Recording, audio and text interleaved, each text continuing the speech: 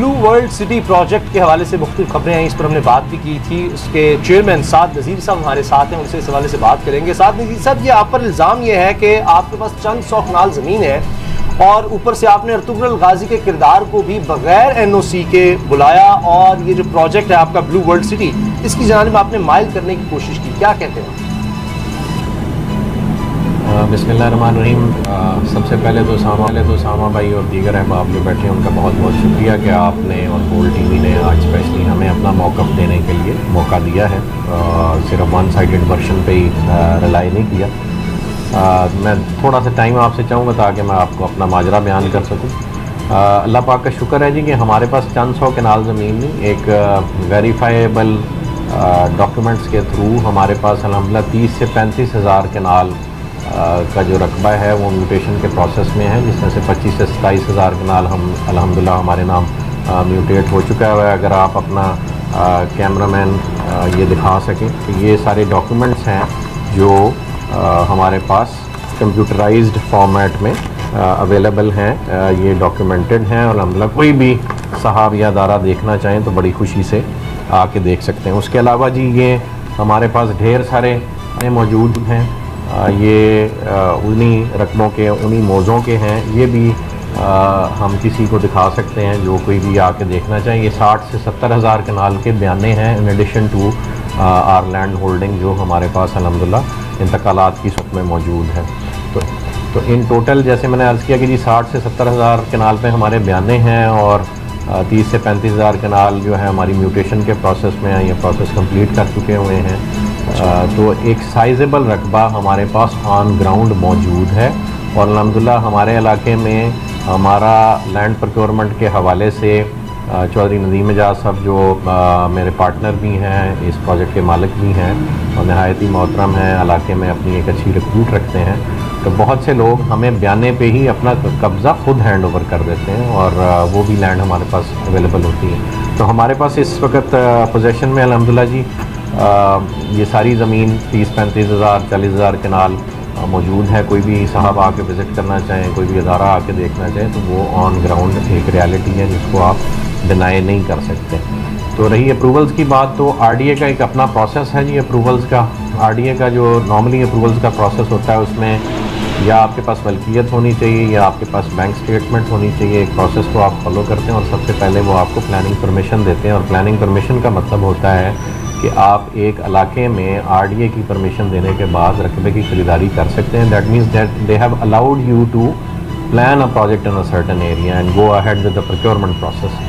تو الحمدللہ ہمیں 2017 میں ہم نے اپلائی کیا تھا اور بالکل رائٹلی اپنے پروجیکٹ لانچ سے پہلے آر ڈی اے کا جو لیگل پروسیس ہے وہ ہم نے جوائن کر لیا تھا اور آر ڈی اے نے ہمیں 2017 میں ہی پہلے پلاننگ پرمیشن دے دی تھی. وہ تقریباً اس وقت 427 کنال کی تھی جو اس وقت کمپیکٹ فیس تھا، ہم نے ان کو دے دیا تھا. لیٹر آن 2019 میں ہمیں انہوں نے 1543 کنال کی پلاننگ پرمیشن دی اور اس سے پہلے ڈسٹرکٹ کاؤنسل نے بھی ہمیں این او سی جاری کیا. وہ آج بھی موجود ہے. میں یہ آپ کے اسٹاف کو دے دوں گا اگر وہ اسکرین پہ دکھا سکیں. تو ان دونوں پلاننگ پرمیشنز کے بعد ہم نے 10,918 کنال کا رقبہ مزید الحمدللہ آر ڈی اے کو جمع کرا دیا اور ابھی ہم مزید 10-15 ہزار کنال کا رقبہ اپروولز کے پروسیس میں ڈالنے جا رہے ہیں. انفارچونیٹلی اس وقت آر ڈی اے کی اور ٹی ایم اے کی اور ڈسٹرکٹ کاؤنسل کی لوکل گورنمنٹ ایکٹ 2019 آنے کے بعد جو لیگل سٹیٹس ہے وہ اس وقت کنفیوژن کا شکار ہے اور یہ میٹر اس وقت انڈر لیٹیگیشن ہے Lahore high court Rawalpindi bench میں. اور جیسی معزز عدالت اس پہ فیصلہ کرتی ہے کہ کون سا ادارہ مجاز ہے اس اپروول کو فردر کنٹینیو کرنے کا یا نئے اپروولز دینے کا، تو جیسے ہی وہ کلیریفیکیشن آتی ہے ہم انشاءاللہ ریویو کر کے اپنا پروسیس جوائن بھی کریں گے اور کمپلیٹ بھی کرائیں گے. اور کوئی چیز اس میں مانے نہیں ہے، ہم لا ابائڈنگ سٹیزنس ہیں اور ہم بالکل قانونی تقاضے پورے کر کے چلنا چاہتے ہیں. اور ڈیولپمنٹ کا جو پروسیس ہمارا سائٹ پہ آن گوئنگ ہے وہ بھی الحمدللہ کورٹ کے احکامات کی روشنی میں ہم جاری رکھے ہوئے ہیں. تو اس کے علاوہ جی آپ نے پوچھا کہ ارطغرل غازی کے بارے میں آپ نے بات کی یا جو صاحب کردار ادا کر رہے ہیں ارطغرل غازی کا ان کے نام سے میڈیا تھا.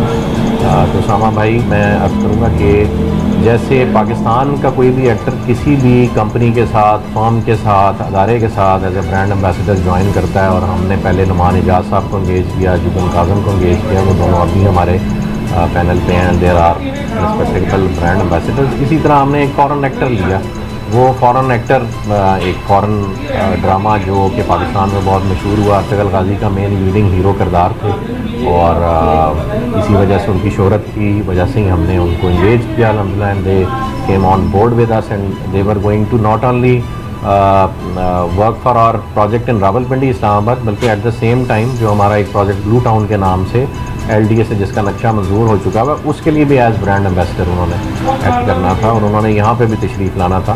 लेकिन अनफॉर्चुनेटली मीडिया ये बात जानता है, बहुत से लोग जानते हैं कि एक हमसाया मुल्क जो कि तुर्कों से हमारी मोहब्बत पे इतने खुश नहीं है, और स्पेशली अर्तुगरुल ड्रामे पे भी खुश नहीं है, और उसके यहाँ चलने पे भी खुश नहीं है, तो उनकी मुदाखलत थी, वो जैसे भी हुई, मैं उस तफसील में नहीं जाऊँगा।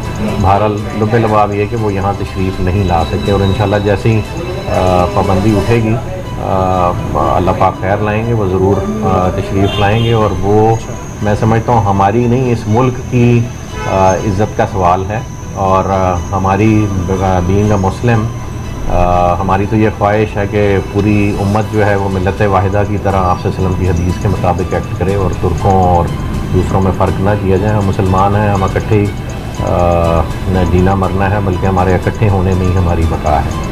तो उम्मीद है कि जो अदारे ये बात सुन रहे हैं वो इसको। अच्छा, क्या कुछ कब्जा ग्रुप्स भी आपके साथ कब्जे में मुलव्वस हैं, और सुना है कि आपने अपना जो गेट है वो भी किसी ज़हूरनामी शख्स की ज़मीन पर लगाया हुआ है? पहली तो बात ये है कि बस आज़म रोड पे जिसे लोग चक्री रोड के नाम से भी जानते हैं, उस पर हमारा एक गेट नहीं अल्हम्दुलिल्लाह 8 से 9 एंट्रेंस पॉइंट्स हैं, जिस पे हम मुनफरिद डिज़ाइन के गेट्स रेज़ करेंगे। उसमें से पहला गेट जो है वो अल्हम्दुलिल्लाह मुकम्मल हो चुका हुआ है, और चाइनीज़ आर्किटेक्चर पे उसका थीम हम लेके चले थे CPEC के हवाले से, चूँकि हमारा प्रोजेक्ट CPEC रूट पे है, और मैं चूँकि ज़ाती तौर पे ख़ुद आर्किटेक्ट हूँ अल्हम्दुलिल्लाह, national college of arts Lahore से आर्किटेक्चर में मैंने ग्रेजुएट किया था, तो मेरी ज़ाती दिलचस्पी होती है डिज़ाइन के हवाले से, और चूँकि हम इसको CPEC से मुंसलिक कर रहे थे थीम को, तो उस वजह से हमने चाइनीज़ आर्किटेक्चर का ये फ़कीदुल मिसाल गेट बनवाया। ये अपनी नौइयत का पहला गेट है और पाकिस्तान का सबसे बड़ा गेट है अल्हम्दुलिल्लाह, ये एजाज़ हमें हासिल है। तो ये जो रकबा इस गेट का है, ये बाकी एंट्री पॉइंट्स हैं, ये अल्हम्दुलिल्लाह चौधरी नदीम एजाज साहब ने ज़ाती तौर पर परचेज़ किए हैं। वो रकबे की ख़रीदारी में बहुत महारत रखते हैं, इस इलाके के जद्दी पुश्ती वो मकीन हैं, यहाँ पे रह रहे हैं अरसा दराज से। उनके छोटे भाई नईम एजाज साहब, चौधरी नईम एजाज साहब, वो उनकी इस मामले में बहुत हेल्प करते हैं। तो जितने भी रकबों की ख़रीदारी है, चूँकि वो लोकल्स के थ्रू होती है और वो उनके अपने मोस्टली रिश्तेदार हैं या बरादरी वाले हैं, तो वहाँ पे किसी की ज़मीन पे नाजायज़ काबिज़ होने का तो सवाल ही पैदा नहीं होता। अलबत्ता ये जो आप जिक्र करें, ये ज़हूर नामी शख्स, इनका थोड़ा सा रकबा है, और हमने इनको इनकी मेजॉरिटी पेमेंट 70% पेमेंट कर दी हुई थी। इनका रकबा नैब क्वेश्चन था, इन्होंने नैब से क्लियर करा के हमसे बाकी की ट्रांसफ़र लेनी थी, या हमें देनी थी ट्रांसफ़र और बाकी पेमेंट लेनी थी, जिसमें वो हीलो हुज्जत का मुजाहरा कर रहे थे। और यहाँ पे ये एक छोटा सा ट्रेंड है कि जब ज़मीनें महंगी होने लग पड़ती हैं तो लालच की गर्ज से लोग अपने मामलात को कोर्ट में ले जाने की कोशिश करते हैं। तो हमारे सिलसिले में भी यही हुआ, हमने इसकी तमाम पेमेंट जो है वो अल्हम्दुलिल्लाह कोर्ट में जमा करा दी हुई है, और अल्लाह पाक से उम्मीद है कि फ़ैसला इंशाल्लाह हमारे हक़ में ही आएगा। तो ऐसी कोई कब्ज़े वाली बिल्कुल भी कोई बात नहीं है। आप किसी से भी इलाके में चौधरी नदीम एजाज साहब की या इस प्रोजेक्ट की साख या जो रकबे के हवाले से हमारे पास इस तादाद में रकबा मौजूद है, उसे आप वेरीफाई कर सकते हैं। हम अल्हम्दुलिल्लाह साफ़ सुथरा रकबा ख़रीदते हैं, और कोशिश हमारी यही होती है कि सबको टाइम पे पेमेंट्स करें। बस इसमें मैं एक छोटी सी चीज़ ऐड करना चाहूँगा कि जैसे आपका अदारा, आपको याद होगा, एक टाइम पे हासिदीन का शिकार था, वैसे ही कुछ मोहब्बत करने वाले हमारे भी हैं, लेकिन खैर होगी जी, वल्लाहु खैरुल माकिरीन। तो इंशाल्लाह हक़ की फ़तह होगी, और हमें बहुत उम्मीद है अल्लाह पाक से कि ये जितने मामलात हमारे ख़िलाफ़ मुख्तलिफ़ महकमों को मिसगाइड करने की कोशिश की जा रही है, वो इंशाल्लाह जल्द ही सारी हक़ाइक़ और सच्चाई आवाम के सामने आ जाएगी, बल्कि मौके पे मौजूद है, कोई भी विज़िट करके। अच्छा साहब, आप पर ये भी एक आप पुलिस को कब्ज़ा के लिए इस्तेमाल करते हैं, ज़मीनों पे कब्ज़ों के लिए पुलिस को इस्तेमाल करते हैं? इस्तेमाल करते हैं जी।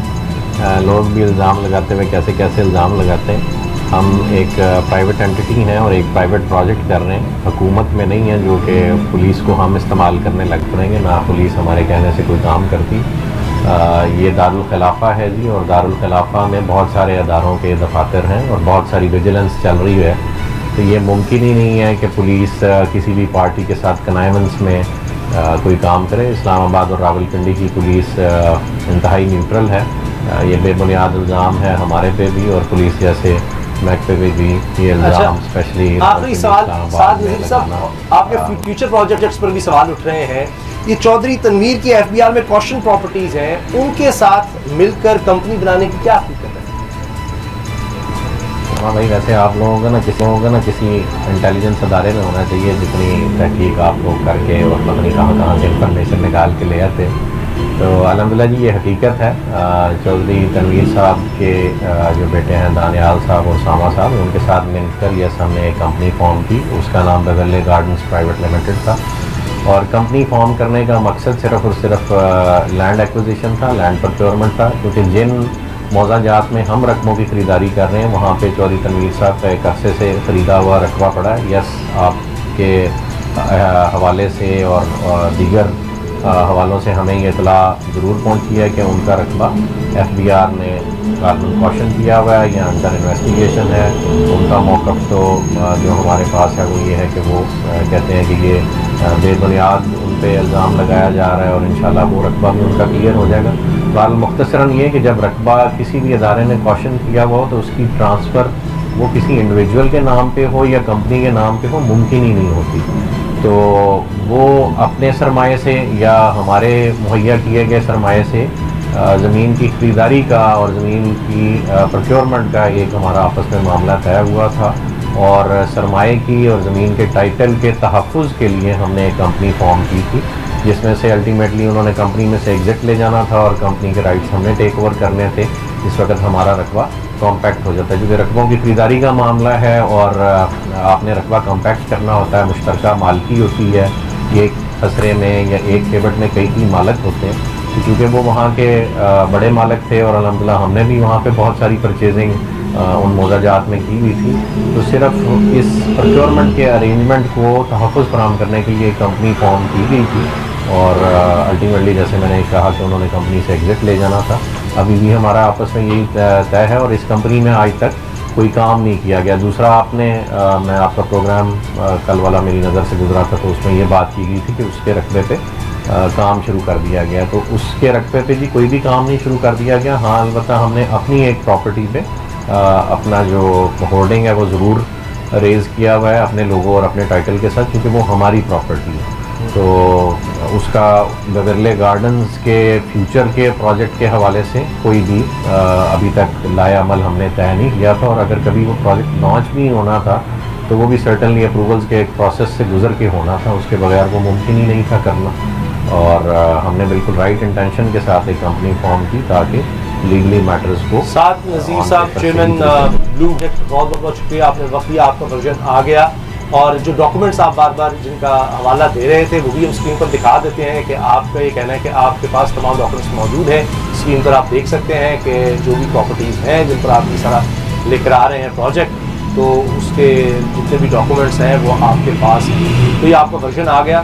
تو جو اداروں کے حوالے سے ان میں معاملات ہیں وہ بھی اسی طرح سے ہیں, اور جس طرح سے آپ نے بتایا اور سب نے سنا کہ وہ کہہ رہے ہیں کہ کچھ لٹیگیشنز میں جو چیزیں ہیں وہ بھی ان کے نالج میں ہیں, اور اس کے ساتھ ساتھ باقی تمام جو قانونی معاملات ہیں وہ دیکھ رہے ہیں, اور جو بھی لیگل ریکوائرمنٹس ہیں ان کا یہ کہنا ہے کہ یہ جو پروجیکٹ ہے بلو ورلڈ سٹی وہ انہوں نے پوری کی ہوئی ہے.